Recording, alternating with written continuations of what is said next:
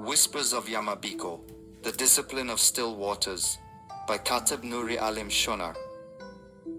When the moon good old Tsuki cage hung low, like a silver coin tossed across the sky, the sleepy rooftops of Kagetsu no Sato soaked in its hush.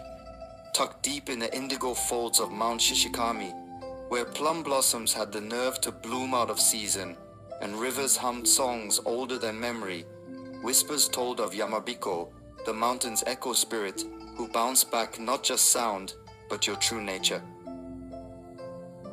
And in that misty cradle of pine and quiet faith, Miyako Naruhito was born a boy with the stillness of stone and fire in his veins.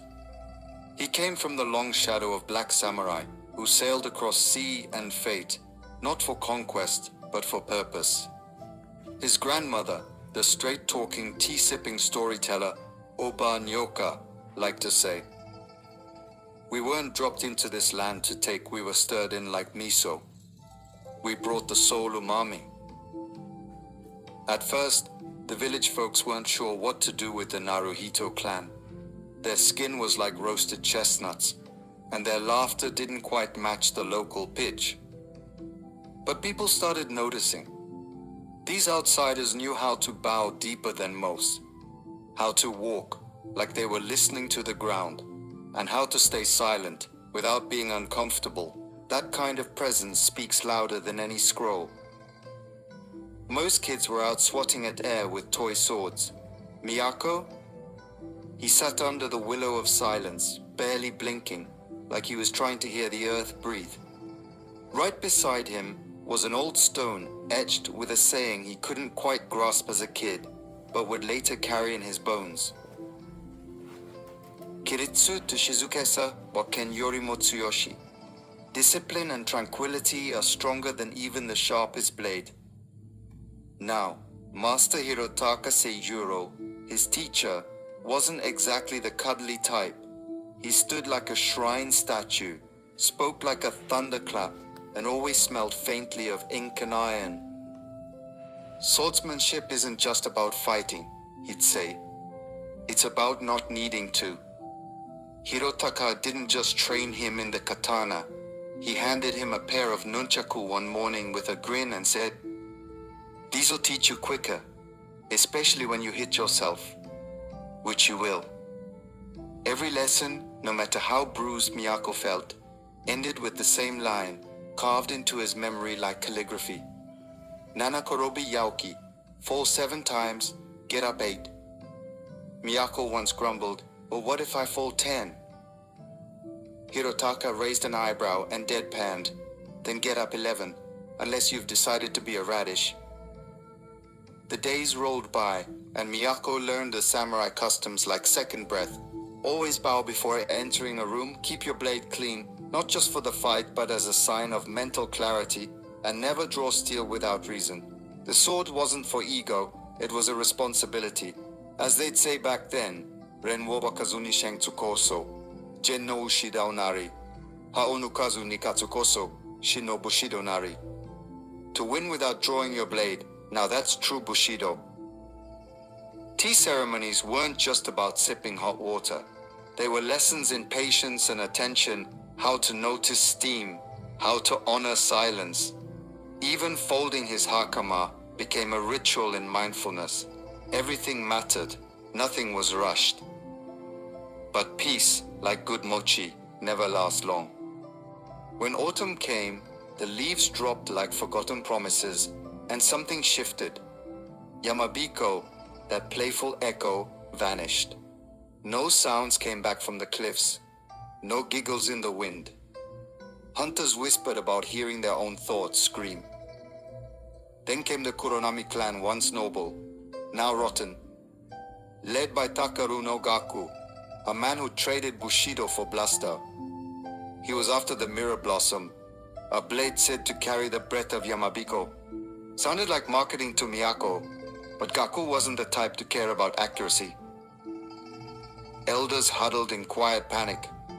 Master Hirotaka stood up, scratched his beard and said, "Don't send thunder, send the rain."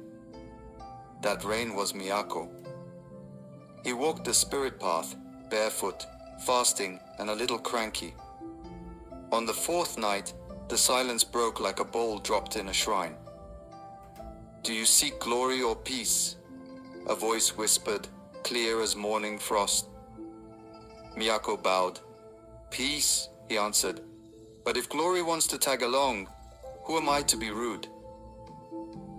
He slipped into the Kurunami camp like a ghost that smelled faintly of rice. One by one, guards dropped, not harmed, just peacefully unconscious. Nunchaku hummed like jazz through a forest. At sunrise, he stepped into Gaku's tent. They bowed, no words wasted. Gaku, all arrogance and cologne, scoffed. "You came a long way just to find nothing." Miyako shrugged, brushed off his knees. "Nah, I found out your guards have the reaction speed of old tofu." The fight was fire. Blades clanged, sparks danced. Gaku swung with rage. Miyako moved like water dodging stones. Then Miyako did something no one expected. He dropped his weapons. "Strike," he said calmly, "but this won't be your win. This is your karmic invoice." And just as Gaku lunged, the mountain roared back. Yamabiko returned not a whisper, but a soul-quaking boom. Gaku's blade shattered. So did his ego. He crumpled to his knees, not defeated, humbled. Miyako knelt beside him, patched his wounds, and walked him back to the village like a man walking his own shadow home. That evening, under paper lanterns and grilled sweet potato, a little boy named Cairo ran up, rice still stuck to his cheek. "Master Miyako, can you teach me how to be great?" Miyako chuckled, tousled his hair. "Great?" he repeated. "I don't even know what that means. I just tried to outgrow yesterday's version of myself." Cairo stuck to Miyako like mochi on a sleeve. He was messy, loud, full of questions, and utterly relentless. His nunchaku form? Let's just say the bruises taught him faster than words could. Still, every time he messed up, he got back up. "That's the trick," Miyako told him. "Samurai tradition isn't about never falling. It's about getting back up so many times. Even the gods lose count." They trained in the forest, where wind whispered through cedar and spirits hid behind leaves. Cairo once swore a tree scolded him for slouching. "Straighten thy spine, young noodle," it squeaked. Miyako didn't even blink. "Sounds like the Kodama. If they're teasing you, they probably like you." Seasons changed. Cairo learned not just how to fight, but how to breathe, how to bow, how to walk into a room with stillness instead of swagger. He learned that tradition wasn't about stiff robes or perfect calligraphy. It was about heart, consistency, knowing when to speak and when to let silence do the talking. The villagers began telling stories. Miyako was the mountain still, strong, silent. Cairo was the flame flickering, bright, full of spirit. Then, one day, they vanished. No farewell, no footprints, just a story left behind. Some say they became part of the mountain. Others say they became Yamabiko, and Kodama themselves echo and whisper. So if you're ever up near Mount Shishikami, and you send a joke or prayer into the wind, and the breeze laughs back, well, you're probably ready. Ready to fall 7 times and rise the 8th. Ready to live with humble laughter, sharpened spirit, and a soul quieter than any blade.